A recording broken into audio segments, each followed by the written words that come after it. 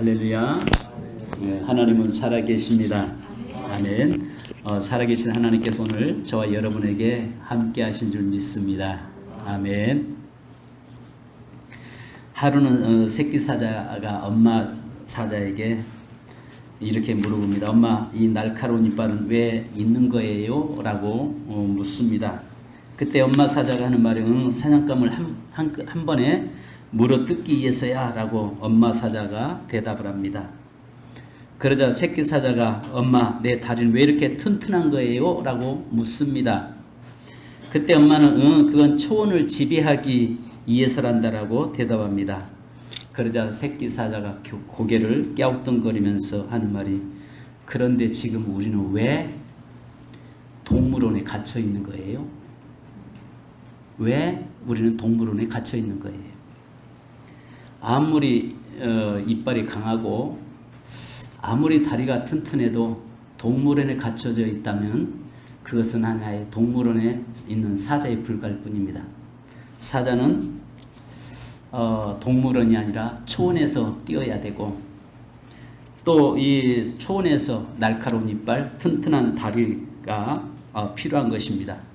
동물원에서는 그렇게 필요치를 않습니다.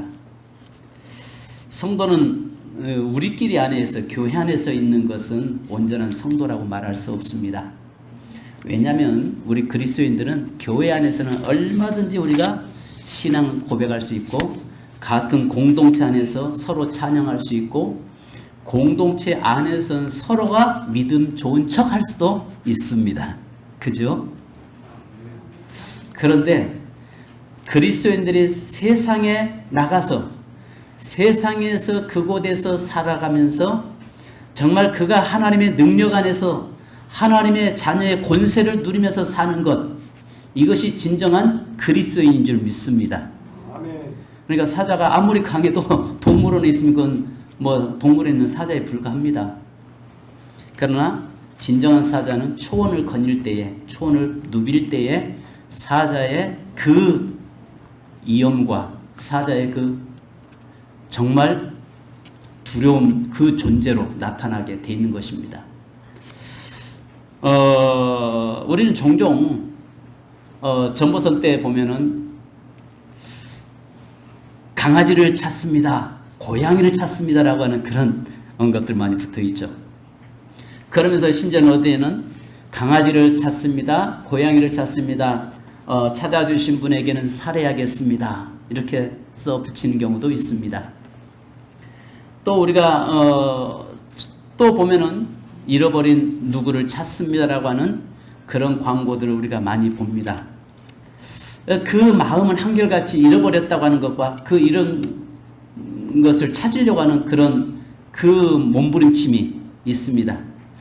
근데 오늘 우리의, 저와 여러분의 삶에서 하나님 앞에서 한 영혼을, 천하보다 귀한 그 영혼들을 그리스도 앞으로 인도하려고 하는 우리의 마음들은 어떤가, 이런 생각을 해봅니다. 누가복음 15장에서 탕자가 돌아왔을 때에 큰아들은 아버지에게 하는 말이, 저놈은 아버지 있는 재산을 다 가지고 가서 허랑방탕했던 아들 아닙니까?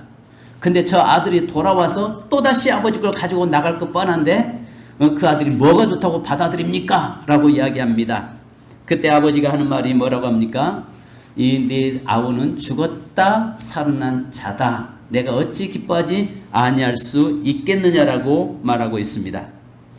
이런 영혼을 다시 찾는 것은 즐거워하고 기뻐하는 것이 마땅합니다. 하나님이 지으신 창조 속에서 하나님의 백성 자녀, 천하보다 귀한 그 자녀가 요즘 시대에는 고양이 한 마리, 강아지 한 마리보다 더 가치 없는 존재로 전락해버려 있는 마지막 시대적인 현상인 것 같습니다.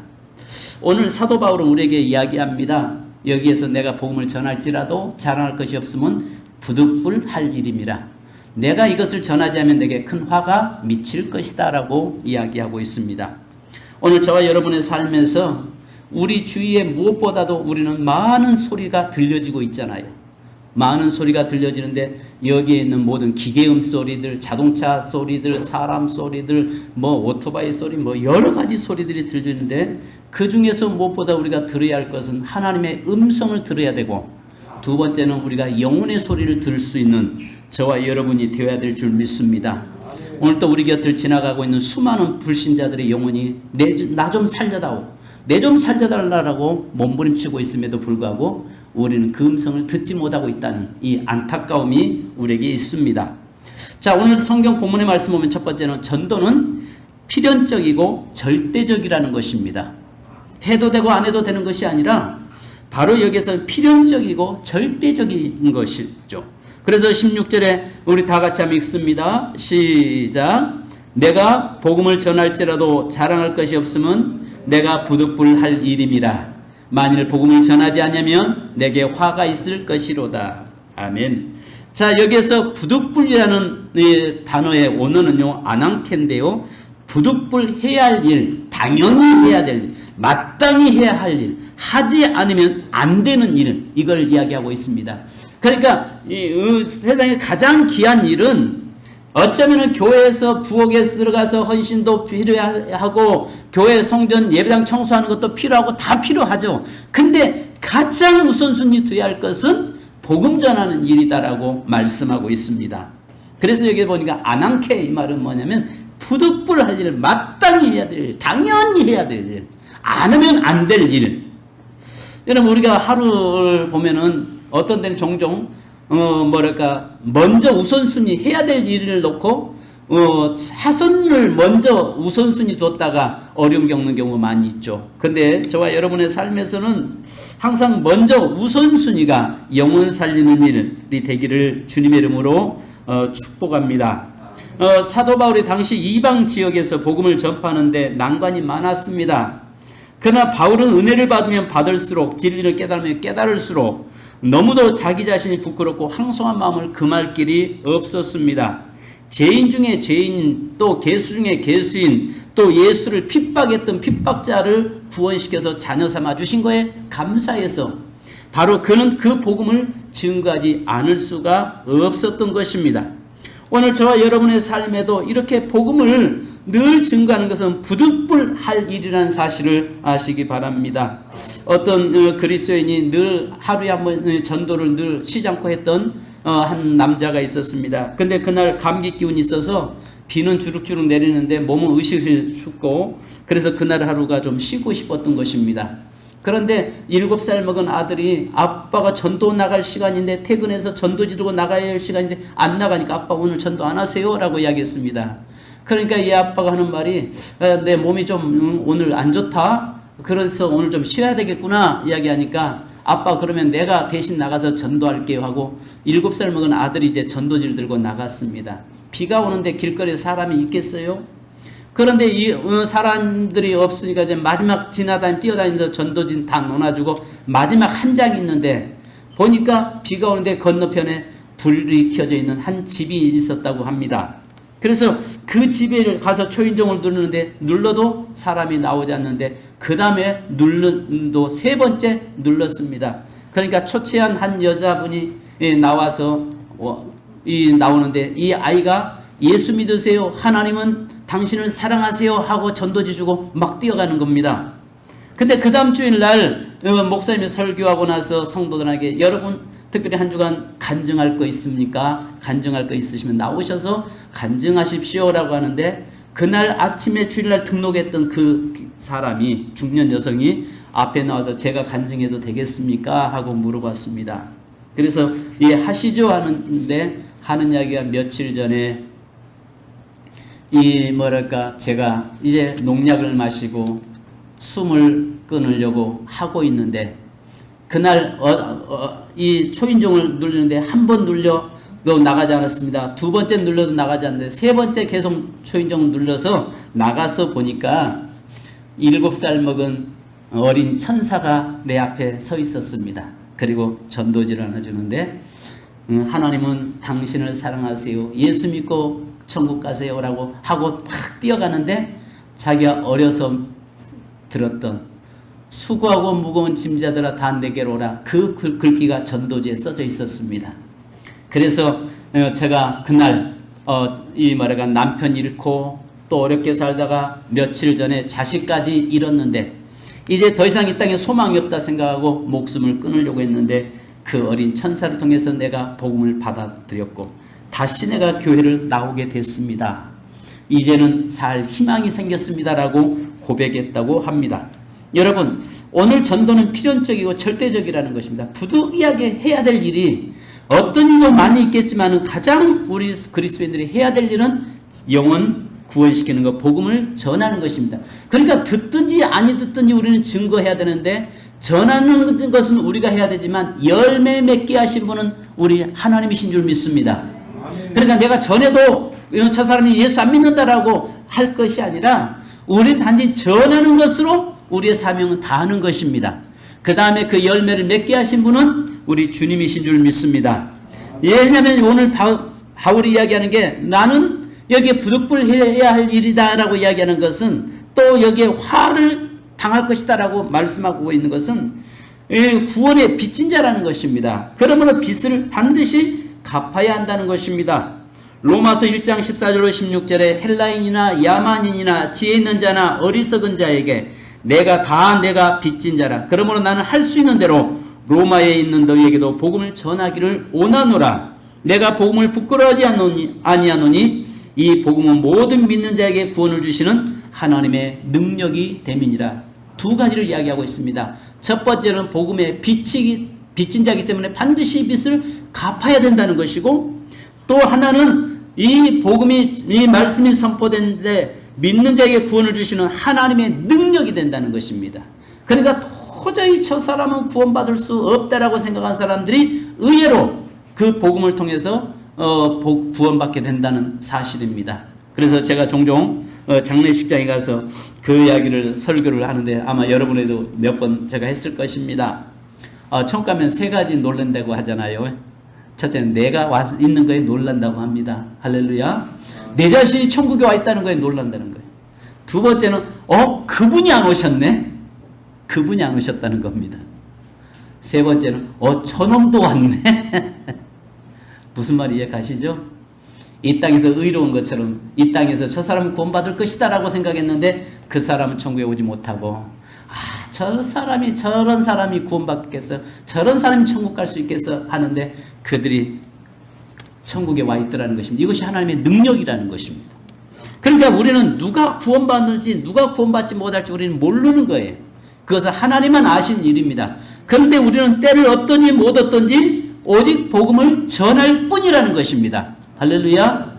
우리는 복음을 증거할 때 그 열매를 거두게 하신 분은 하나님이십니다. 내가 열매 맺게 맺으려고 하다 보니까 전도하다가 지치고 낙심하고 실망하는 겁니다. 그죠? 내가 열매 맺게 하려고 하니까 그러는 겁니다. 그런데 열매는 우리 하나님이 맺게 하신다는 거. 할렐루야. 자, 여기서 바울의 고백이 우리는 복음의 빚진 자라는 것입니다. 여기에서 빚진 자는요, 오페일레테스인데요, 죄와 의무의 개념을 동시에 가지는 단어입니다. 즉 빚을 갚지 않으면 율법을 어긴 것으로 형벌을 받아야 한다는 의미고 반드시 갚아야만 하는 의무임을 뜻합니다. 따라서 바울이 빚진 자의 개념을 사용한 것은 빚을 갚지 않으면 화가 있을 것이라고 여겼기 때문입니다. 그러니까 즉 이 말은 뭐냐면 이것은 책임감, 빚을 졌으면 반드시 갚아야 되는데 남의 빚을 지고도 갚지 않는 이 잘못된 것은, 이건 잘못되어 있는 거죠. 그죠? 남에게 필요해서 빚을 빌렸으면 반드시 어떤 환경에도 그 빚을 갚아야 되는 것입니다. 절대 띄어먹지 마시기 바랍니다. 띄어먹지 맙시다. 내가 필요할 때 빚 빌렸으면 여러분 그분에게 반드시 돌려줘야죠. 이자는 못 붙여주더라도 돌려줘야 합니다. 아멘. 만약에 빚을 갚지 않으면 화가 있다는 것입니다. 의무와 그 다음에 심판이 있다는 것입니다. 그래서 여기 이야기하고 있는 것이 뭐냐면 빚을 졌기 때문에 우리가 복음을 전하는 것은 내가 그 복음의 빚진 자이기 때문에 반드시 갚아야 되고 또 이것을 갚지 않으면 화를 당한다라고 이야기합니다. 자, 두 번째는 전도는 나도 살고 불신자도 사는 길이다 라고 이야기합니다. 그래서 여기 보니까 복음을 전하지 않으면 내게 화가 있을 것이라. 바울 사도가 외친 고린도전서 9장 16절에 복음을 전하지 않으면 내게 화가 있을 것이라, 이 말을요 우리가 성경 에스겔서 3장 16절로 21절의 말씀을 인용한 겁니다. 자, 여기 에스겔서 3장 16절로 21절의 말씀을 보면은 어떤 내용이냐면 파수꾼의 사명에 대해서 이야기하는데요. 만약에 파수꾼이 지키는데 그 적이 왔는데도 그 나팔 소리를 불어서 그 나팔 소리를 듣고도 백성들이 움직이지 않으면 그것은 백성들의 책임이라는 것입니다. 그런데 만약에 이 파수꾼이 나팔을 불지 않고 백성들이 고난당하면 그 모든 책임은 파수꾼에게 있다는 것입니다. 즉 여기에서 파수꾼은 나팔 소리라고 표현하고 있는데요. 파수꾼의 소리는 나팔 소리라고 하시면서 그 소리를 들으라고 말씀합니다.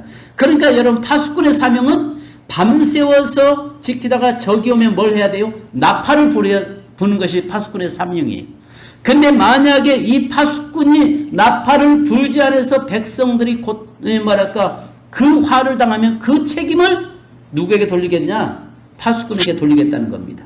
그런데 말씀 그대로 파수꾼은 나팔을 불었습니다. 근데 백성들이 움직이지 않으면 파수꾼은 거기에 책임이 없다는 겁니다. 그것은 나팔을 불었어도 그 나팔 소리를 듣지 않고 행동하지 않았던 백성들의 책임이라는 것입니다. 여러분 여기에서 그래서 그 파수꾼이 소리를 치지 않는 것을 이사야서 56장 10절에 보면 벙어리 개들을 짖지 못하는 개라고 비유하고 있습니다. 그래서 만약에 파수꾼이 나팔을 불지 않는 것은 벙어리에 불과하고 짖지 않는 개와 같다라고 말씀하고 있는 것입니다. 여러분 오늘 여기에서 에스겔서 3장에서는요 두 가지로 이야기하고 있습니다. 첫째 상황은 18절로 19절인데요. 악인이 있습니다. 거기서 뭐라고 말씀하냐면 가령 내가 악인에게 말하기를 너는 꼭 죽으리라 할 때 내가 깨우치지 아니하거나 말로 악인에게 일러서 그의 악한 길을 떠나 생명을 구원하게 하지 아니하면 그 악인은 그의 죄악 중에서 내가 악인 죽으려니와 내가 그의 핏값을 내 손에서 찾을 것이고, 이 말은 뭐냐면 네가 복음을 전했는데 그 복음을 듣고 그 사람이 회개하고 깨닫고 돌이키지 않으면 그 책임은 그에게서 묻겠다는 것입니다. 이 말을 다르게 말하면 이거예요. 우리 집에 맞은편 쪽에 사람이 사는데 그 사람에게 예수 믿으세요라고 전도를 했어요. 근데 천국에 이제 저도 갔고 그 이웃집 그분도 천국에 갔어요. 갔는데 그 사람은 이제 예수 안 믿었으니까 지옥 갔겠죠.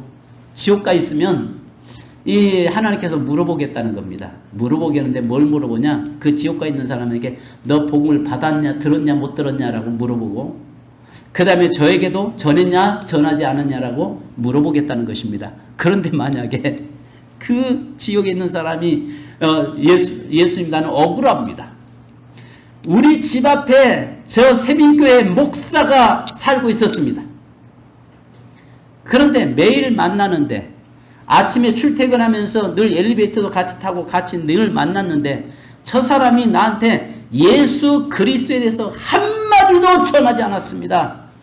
나는 억울합니다. 그럼 그 책임 누구한테 물을까요? 누구한테 묻죠? 그래서 여러분 여기 중요한 말이 하나 있습니다. 27절 한번 읽어보십시다. 27절 시작. 내가 내 몸을 쳐 복종하게 하면 내가 남에게 전판 후에 자신이 도리어 버림을 당할까 두려워함이라. 물론 이 말씀이 다른 의미도 가지고 있습니다만 우리의 삶에서 내가 전하지 않으면 그 화가 내게 임한다는 말이 그 말씀이기도 합니다. 만약에 내가 전했는데 그 사람이 나 억울합니다. 사실 예배 시간에 전도라고 하는 이 설교가 참 부담스럽기도 해요. 그죠? 참 부담스러운 말씀이기도 합니다. 그런데 우리는 이건 부득불 해야 할 일이에요. 이건 우리에게 맡겨진 사명이에요. 자, 그러면서 두 번째는 여기에 20절로 21절에 에스겔서 3장 20절 21절에 의인이 있다고 이야기합니다. 의인이 그의 공의를 돌이켜 악을 행할 때에 이미 행한 그의 공의를 기억한 바 아니라 내가 그 앞에서 거치는 것을 두면 그가 죽을지니 이는 내가 그를 깨우치지 않음이니라. 그는 그의 죄 중에서 죽으려니와 그의 핏값은 내가 내 손에서 찾으리라. 그러나 내가 그 의인을 깨우쳐 범죄하지 아니하게 하므로 그가 범죄하지 아니하면 정령 살리니 이는 깨우침을 받음이며 너도 내 영혼을 보존하리라. 그러니까 복음을 전해서 그가 구원받으면 그도 구원받고 나도 상을 받고, 내가 전하지 않으면 바로 그는 그 죄 때문에 심판받고 나에게는 전하지 않음으로 해서 그가 심판받았기 때문에 그 책임을 또 내게서 묻겠다는 것입니다. 굉장히 부담스러운 이야기죠. 그래서 여러분, 우리는요, 듣든 안 듣든 예수를 늘 전해야 되는 사명을 가졌다는 것을 기억하시기 바랍니다. 아멘.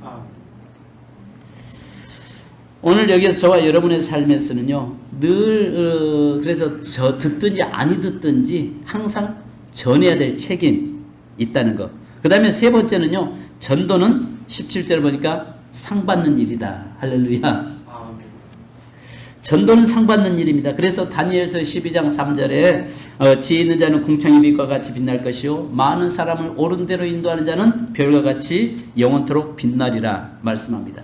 우리가 천국 가면은 면류관들을 하나님께서 씌워준다고 하시잖아요. 그죠? 여러분, 근데 면류관이 이 뭐랄까 큰 반짝반짝 금면류관, 뭐 생명의 면류관, 5가지 성경에 5가지 면류관이 나오잖아요. 그런데 그 면류관을 받았으면 우리가 머리에 모자 쓰고 있는 거, 그게 면류관이 주어지는 그걸까요? 여기에서 성경에 보니까 다니엘서에 보니까요, 그 면류관의 별들이 달려지는데요, 한 영혼 구원할 때마다 그 영혼이 별과 같이 내 삶에서 빛나게 되는 역사가 일어나는 것입니다. 아멘. 그래서 여러분들의 면류관들이 좀 커지기를 원합니다. 여러분의 면류관이 많은 별들이 달려지기를 주님의 이름으로 축복합니다. 또 마태복음 16장 27절 보니까 인자가 아버지의 영광으로 그 천사들과 함께 오리니 그때 각 사람이 행한 대로 갚으리라. 그 사람의 행한 대로 갚아 주시겠다고 말씀합니다. 그런데 하나님께서 가장 귀한 것은, 큰 축복은 영혼 살리는 것, 생명 살리는 것을 하나님이 가장 기뻐하신다는 사실, 또 반드시 영혼 구원한 자에게 하나님이 생명으로 그를 생명의 면류관을 주시겠다고 말씀합니다. 네 번째는요, 눈높이에 맞춰서 복음을 전하라는 것입니다. 19절에 23절에 바울은 눈높이에 맞춰서 전도했다는 것입니다. 바울은 영혼을 구원하기 위해서 19절에 보니까 종이 되었다라고 했습니다. 20절에 보니까 유대인에게는 유대인처럼, 율법 아래 있는 자들에게는 율법 아래 있는 자처럼, 또 이방인들에게는 이방인들처럼, 약한 자들에게는 약한 자처럼 전했다라고 이야기합니다. 전도는 내 편에서 전하는 것이 아니라 그들 눈높이에서 전해야 된다는 것입니다. 여러분, 이렇게 하는 이유는 그들의 영혼을 구원하기 위함이다라고 이야기합니다. 얻고자 함이니, 이것은 4번 강조하고 있잖아요. 얻고자 함이니, 얻고자 함이니, 얻고자 함이니. 여기에 19절과 20절과 21절 이렇게 강조하고 있습니다. 여기서 얻고자 함이니, 이 말은 자기 편 만들었다는 말이 아니잖아요. 그리고 22절에 보니까 구원하고자 함이라라고 결론을 내립니다. 그러니까 결국 내 편에서 전도하는 것이 아니라 상대방의 눈높이에서 우리가 복음을 증거하는 일이라는 것입니다. 만약에 여러분 굉장히 힘들고 어려운 사람이 있으면 그 사람에게 우리가 복음을 전할 때에 뭐랄까 거만 떨면서 전할 수는 없다는 것입니다. 오히려 그 낮은 자세로 바로 그의 모습, 이치에서 눈높이로 복음을 전해야 된다는 것입니다. 그래서 바울이요, 유대인에게는 유대인처럼 전했고, 헬라인에게는 헬라인처럼 전했고, 이방인에게는 이방인의 모습으로 전했고, 그 눈높이로 복음을 전했다는 것입니다. 만약에 내 생각으로 내 위치에서 입장으로 전하지 않았다는 것입니다. 항상 상대방 편에서 귀를 기울이고 그의 영혼을 구원하기 위해서 항상 자기 자신을 종처럼 낮추니 낮아졌다라고 이야기하고 있는 것입니다. 전도는요, 우월감 가지고는요 절대 안 됩니다. 바로 그 상대방보다요, 나를 더 낮게 여겨서는 영혼을 살려낼 수 없습니다. 항상 그를 귀하게 여기고 그를 존귀 여길 수 있는 자가 되어야 합니다. 종종 여기 제3세계권에 가서 선교지 현장에 가보면요, 선교사님들에게 좀 못마땅한 것들이 참 많이 몇 가지가 있어요. 다 그런 건 아닙니다. 그런데 가서 보면은요, 거기에 나는 한국 사람이고 니네는 가난한 사람, 빈민 국가의 사람이라고 하는 그 무시하는 경향이 없잖아 있습니다. 가서 들어가서 현장에 가서 보면 선교사님들이 굉장히 그 하나의 주인 행세하려고 하는, 바로 다스리려고 하는 이런 것들이 있습니다. 그런데요, 선교는요 친히 낮아져서 그들에게 섬기고 있는 그런 모습이 필요한 것입니다. 여러분 얼마 전에 파푸아뉴기니에 선교사님 부부를 만났는데요. 그 부부와 함께 저희 교회에서 아침에 교제를 나누는데 그 민성 선교사님 이분이 지금 현재 30년째 거기에서 이 파푸아뉴기니에서 선교를 하는 분들입니다. 그런데 그분에게 제가, 왜냐하면 제가 선교지로 가려고 했던, 선교사로 가려고 했던 그 부족이었기 때문에 제가 관심이 많았고 그 선교사님께 여쭤봤습니다. 지금도 식인종 있습니까? 하니까 하는 이야기, 이미 복음을 받아들인 다음부터 그 식인 문화는 사라졌지만은 사람의 고기 맛은 알고 있습니다. 그러면서 남자들이 군대 갔다 와서 오면 남자들 막 군대 이야기를 신나게 하는 것처럼 교회 안에서도 구원받은 그 사람들을 또 어떻게 이야기하다 보면 사람에 대해서 어느 부위가 맛있고 나는 어느 부위를 먹었고 그것을 아주 자랑 삼아서 이야기한다고 합니다. 근데 놀라운 것은 이 선교사님이 그들과 함께 그 정글에서 똑같이 움막을 짓고 움막을 지면서 그들을 섬기면서 복음을 증거하고 있는 겁니다. 이런 모습이 돼야 되는데 어떤 분들은 대저택에서 밑에 있는 거기에 가정부들을 두고 그러면서 그곳에서 약소국가의 사람으로 그들을 무시하면서 선교하려고 하니 안 되는 겁니다. 오늘 바울의 모습이 뭐냐면 그들을 얼마든지 높아질 수 있음에도 불구하고 그는 친히 낮은 자세의 모습으로 눈높이로 복음을 전했다라고 이야기하고 있는 것입니다. 아프리카 가나에서 있는 그 동기 목사님, 이분은 연세가 많이 드신 분입니다. 그런데 이 최웅순 선교사님의 그분의 고백도 보니까 그 아프리카 오지에서 템파에서 그 아프리카 가나의 수도에서 그 800km가 되는 그 오지의 소똥집에서 사시면서 복음을 증거하고 있는 그분들의 모습이, 왜냐하면 이 땅에 잠깐 있다가 머물다가는 인생이라고 그 고백하면서 그곳에서 직접 그들과 똑같은 환경에서 살면서 복음을 증거함으로 인해서 더 많은 영혼을 구원시켜내고 있다라고 고백하는 것을 보았습니다. 사랑하는 성도 여러분, 중요한 것은 오늘 여기에 얻고자 함이니 강조하고 있지만 결론은 구원하고자 함이다라고 말씀하고 있는 것입니다. 마지막으로 여러분, 전도는 마라톤과 같다는 것입니다. 그래서 24절 26절에 보니까 단거리 경주가 아니라 장거리 경주라는 것입니다. 한두 번 끝나는 것이 아니라 열매가 맺혀질 때까지 멈추어서는 안 된다는 것입니다. 여러분, 황영조 선수가 마라톤을 42.19km잖아요. 그 마라톤을 완주하고 나서 인터뷰하는데 그 이야기라는 걸 제가 직접 방송을 통해서 본 적이 있습니다. 그 42.19km를 달려가는데 가는 중에 너무 힘드니까 자동차가 지나가면 거기에 뛰어들어가고 싶을 정도로 그렇게 고통스럽다고 합니다. 그런데도 그가 그 끝까지 참고 완주하는 것은 그 영광의 면류관이 있기 때문이라고 고백하는 것을 보았습니다. 성도 여러분, 그렇습니다. 전도는 오늘 바울이 이야기하는 것은 단거리 경주를 이야기하는 것 아닙니다. 한번 100m 경주로 끝나는 것이 아니라 우리는 장거리, 이 마라톤 경기와 같이 끊임없이 멈추지 않고 복음을 증거하면서 살아가는 것입니다. 여러분, 사랑하는 성도 여러분, 영혼 구원하는 일은 해도 되고 안 해도 되는 것이 아니라 반드시 저와 여러분의 맡겨준 사명이라는 사실을 믿으시기 바랍니다. 그래서 디모데후서 4장 5절에 그러나 너는 모든 일에 신중하여 고난을 받으며 전도자의 일을 하며 내 직무를 다하라라고 이야기합니다. 디도서 1장 3절에 자기 때에 자기의 말씀을 전도로 나타내셨으니 이 전도는 우리 구주 하나님이 명하신 대로 내게 맡기신 것이라 말씀합니다. 무엇보다 중요한 것은 저와 여러분에게 이 사명 맡겨주었습니다. 그래서 지난번에 제가 말씀드렸잖아요. 교회 부흥은 몇 명이 필요합니까? 라고 이야기했을 때 4명이면 됩니다. 4명. 할렐루야. 4명이면 돼요. 전도는 몇 명이 필요한다고요? 4명이면 4명 있으면 됩니다. 4명 있어야 돼요. 할렐루야. 그러니까 교회는요, 숫자가 많다고 해서 영혼 살려낸 것이 아닙니다.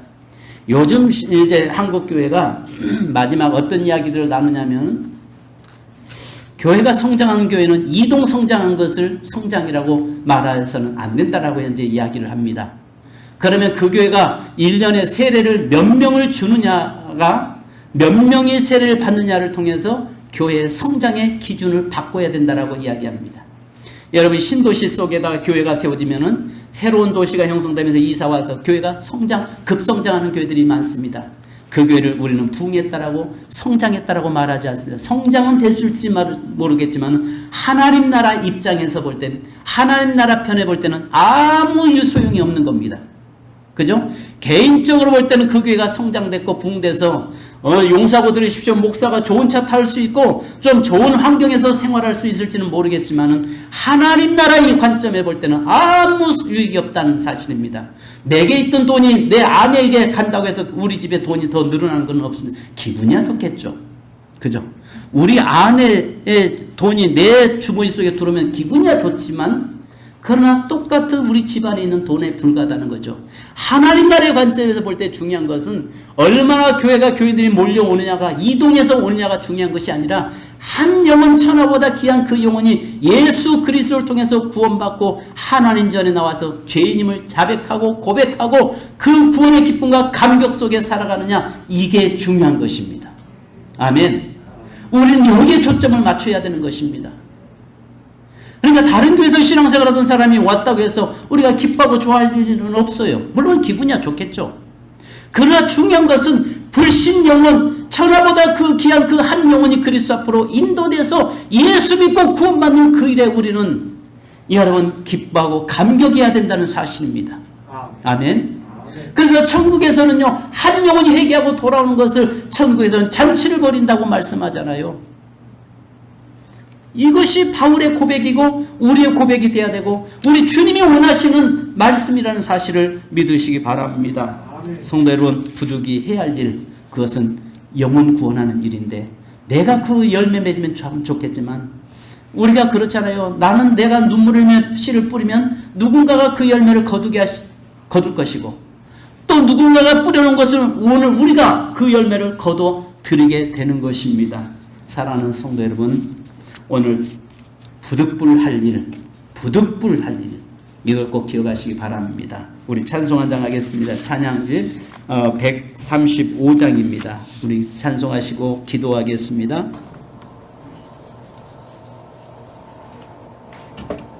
찬양지 135장, 복음 들고 산을 넘는 자들의 발길이 어찌 아름다운지 말씀입니다. 여러분, 이 말씀은요, 우리가 뭘 볼 수 있냐면요, 그 전도자의 발을 뭘로 표현하고 있냐면, 이스라엘의 그 해질녘의 동산의 그 노루가 이렇게 산을 넘어가는 그 장면에 그 햇빛 비치는 그 모습이 너무 아름답다고 합니다. 그래서 그 노루의 그 뒤태의 그 모습, 그런 모습이 너무 아름다워서 그걸 보면서 성경에서는요, 복음 들고 산을 넘는 발이 어찌 그리 아름다운 거라고 말씀하고 있는 것입니다. 우리 찬송가 찬양집입니다. 135장이죠. 복음 들고 산을 넘는 자의 발길.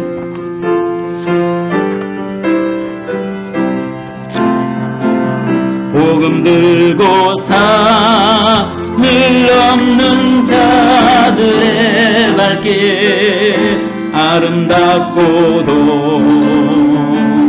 아름답도다. 평화 전하며 복된 소식을 외치네. 주 다스리시네, 주 다스리시네, 주 다스리시네.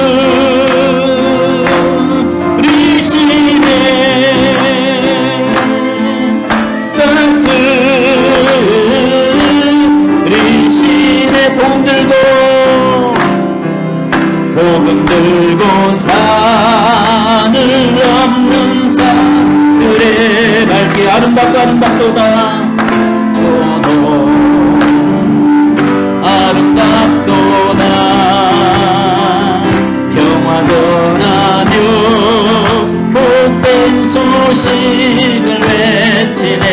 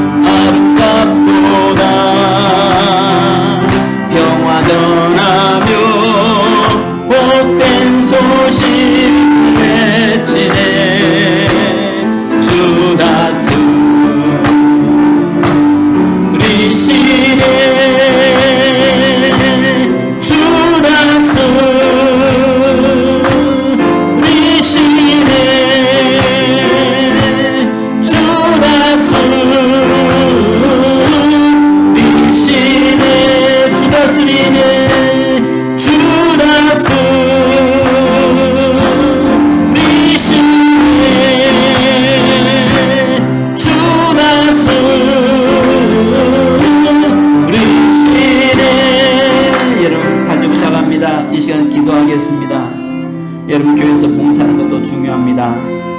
또 우리가 교회에서 여러 보양으로 섬기는 것도 중요합니다. 그러나 하나님이 더 기뻐하시고 원하시는 것은 천하보다 귀한 한 영혼이 예수 그리스도를 믿고 회개하고 돌아오는 것이라고 말씀합니다. 우리가 복음 전하는 것은 해도 되고 안 해도 되는 것이 아니라 부득불을 할 일, 반드시 해야 될 일, 책임을 지고 해야 될 일이라고 말씀합니다. 하나님, 오늘 우리 주님 여러분들에게 예수 그리스도의 복음을 증거하게 하옵소서. 우리가 열매가 맺혀지지 않는다고 낙심하거나 실망하지 않게 하시고, 하나님의 우리가 장거리 마라톤 선수처럼 멈추지 않고 중단하지 않고 달려갈 수 있는 저희가 되도록 인도해 주옵소서. 이 시간 기도하겠습니다. 할렐루야. 거룩하신 주님 감사드립니다.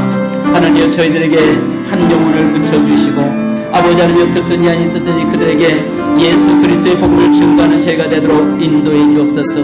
하나님, 우리가 복음의 빚진 자라고 했사니 빚은 반드시 갚아야 될 것이고 갚지 않으면 거기에 대해서 화를 당할 것이라고 말씀했사오니, 하나님, 우리가 이 복음을 전하도 되고 전하지 않아도 되는 것이 아니라 반드시 내가 이 복음을 받은 것처럼 또 복음을 증거하는 일이 우리에게 사명이라고 말씀했사오니 감사합니다.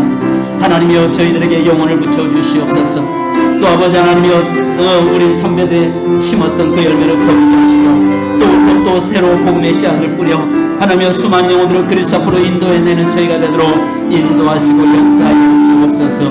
거룩하신 주님, 부득불 할 일임이라고 했사오니 하나님이여, 그 삶 속에서 영원한데 하나님, 우리가 눈높이로 그들의 눈에 맞춰서 아버지의 복음을 전할 수 있는 저희가 되도록 인도해 주옵소서. 복음에는 하나님의 능력이 있다고 했사오니 하나님의 복음의 능력이 하나님의 그 말 속에 나타나도록 인도하여 주옵소서. 감사드리며 예수님의 이름으로 기도합니다. 하나님 아버지 감사합니다. 오늘 사랑하는 귀한 제단에 하나님의 영혼 살리기를 원합니다. 하나님, 내가 구원받은 것처럼 예수 그리스도의 복음을 증거함으로 인해서 하나님, 그들이 회개하고 그리스도 앞으로 인도되는 놀라운 역사가 일어나도록 인도해 주옵소서. 죄인 한 사람이 회개하면 천국에서 의인 99명보다 더 기뻐하여 잔치를 벌인다고 말씀했사오니 하나님, 이 땅에서 듣든지 아니 듣든지 우리는 끊임없이 복음을 증거하는 저희가 되게 하여 주옵소서. 열매를 우리가 거두는 것이 아니라 하나님, 우리는 씨를 뿌리고 복음을 전하오니 열매를 거두게 하시고 맺게 하신 분은 하나님이심을 믿습니다. 하나님, 바울의 고백처럼 복음을 전할지라도 자랑할 것도 없고 우리는 부득이 반드시 해야 될 일이라고 말씀했사오니 하나님여, 만약 이 복음을 전하지 않으면 화가 내게 미친다라고 말씀했나이다. 하나님, 복음의 빚진 자로서 반드시 빚을 갚아야 되고 이 빚을 갚지 않으면 화가 내게 있다고 하는 사실을 알게 하여 주옵소서. 거룩한 부담감을 갖기 원합니다. 하나님, 영혼 구원에 대한 거룩한 부담감들을 각자가 갖게 하여 주시고 오늘도 수많은 소리들이 들려오지만 그 중에서 불신자들의 영혼, 나를 살려달라고 아우성치는 그 음성을 들을 수 있는 저희가 되게 하여 주시며 또 하나님의 음성, 누가 우리를 위하여 갈 거라고 하는 하나님의 음성을 들을 수 있는 저희가 되게 하시고 주여, 내가 여기 있나이다, 나를 보내소서라고 고백할 수 있는 저희가 되도록 인도해 주옵소서. 이 시간도 주님, 육체적으로 연약한 자들 위해 기도합니다. 주님, 이 시간에 채찍의 마적으로 나음을 입었다고 말씀했사오니 오늘 살아가는 모든 성도들 육체의 연약함을 아버지 돌아보시고 만져주옵소서. 나사렛 예수님의 이름으로 명령하노니 모든 질병은 떠나갈지어다. 모든 질병의 흉악의 결박은 풀려질지어다. 모든 하나님이여, 그 결박은 풀려지게 하여 주시고 자유자가 되게 하여 주옵소서. 하나님이여, 정신적으로 고통 속에 있는 성도 있다면 마음의 평안함을 허락하여 주시옵소서. 여러가지 환경과 어려움 속에 밤에 잠을 이루지 못한 성도가 있다면 하나님, 이제 살아난 자에게 잠을 주신다고 말씀하셨사오니 평안한 잠을 이룰 수 있도록 주여 평강의 복을 더하여 주옵소서. 재정적으로 어려움 당한 성도들에게는 주여 이 시간에 하늘 곳간 열어주셔서 하나님이여, 재정에 하나님이여 기름 부심을 더하여 주옵소서. 그래서 하나님이여, 사랑하는 성도들 복의 근원 삼아주시고 이제 아버지 하나님, 그 물질이 흘러내려보낼 수 있는 축복의 통로 삼아 주시옵소서. 하나님, 인간관계로 인해서 고통 속에 있다면 이제 아버지 하나님, 다시 열려지게 하시고 풀려지는 역사 있게 하여 주옵소서. 야곱과 에서가 하나님이여 화해하는 역사가 일어난 것처럼 하나님 모든 인간관계에 막혔던 문제가 풀려지게 하시고 해결되도록 역사하여 주시고 하나님이여 저들이 죽이러 오던 자가 이제는 화해자가 되는 역사가 일어나도록 인도해 주시옵소서. 하나님 특별히 한 주간도 사랑하는 성도들 어느 곳에 있든지 하나님의 운전할 때도 주님이 지키시고 동행하시고 어느 곳에 있든지 여호와 하나님을 찬양하며 하나님의 영광 돌리는 아름다운 삶이 되도록 역사해 주시옵소서. 지금은 우리 주 예수 그리스도의 크신 은혜와 아버지 하나님의 무한하신 사랑하심과 성령님의 교통하심과 충만하시는 종이 오늘도 부득이 할 일, 먼저 우선순위로 해야 될 일, 영혼 살리는 일에 거룩한 부담감을 갖기를 원하는 모든 성도들과 삶이 지금부터 영원토록 함께 계실지어다. 아멘. 주님 감사합니다. 도와주시고 축복하시고 인도하여 주옵소서.